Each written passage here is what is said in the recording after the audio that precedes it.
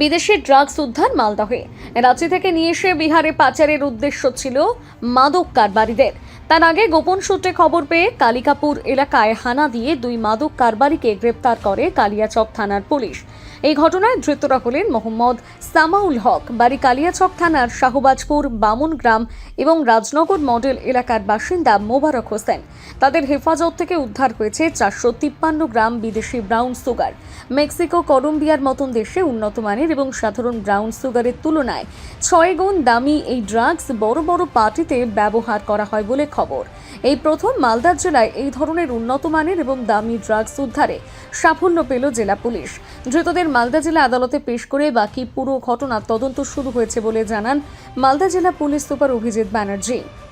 453 grams of MDMA, এটাকে locally এক্সটেসিও বলা হয়, এর আরেক নাম মলি, এর যে ক্রিস্টাল ফর্ম।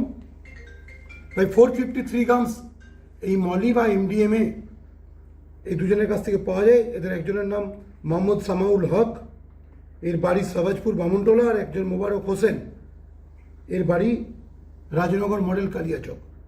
কালকে কালিকাপুর আমবাজারের ওখান থেকে নিয়ার পলিটেকনিক কলেজ, এখান থেকে আমরা দুজনকে অ্যারেস্ট করি। প্রাইমারি ইন্টারোগেশনে এটা জানা যায় এরা এটা রাঁচি থেকে কালেক্ট করেছে এবং বেঙ্গলের বিভিন্ন পকেটে অ্যাজ ওয়েল অ্যাজ আমাদের অ্যাডজেসেন্ট বিহারে এগুলো এদের বিক্রি করে এরা। এর আগে একবারই শুধুমাত্র আমাদের ডিস্ট্রিক্টে এই কন্টামেন্ট আর্টিকেল সিজড হয়েছিল।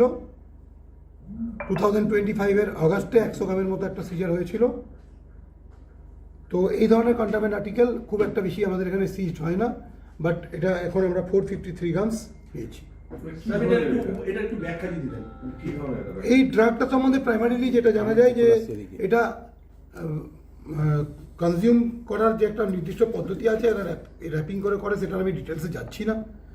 এটা এক্সটেসি ড্রাগ হিসেবেও অনেকে বলে থাকে যে এটা নাকি কনজিউম করলে সব ফিল গুড একটা ফ্যাক্টর দেয় বা একটা ইলিউশন জায়গায় বা হাইপোথেটিক্যাল জায়গায় নিয়ে যায়। সেগুলো তো অন্য জিনিস আছে, সেগুলো তো মেডিকেল ফ্যাটার্নিটির জিনিস আছে।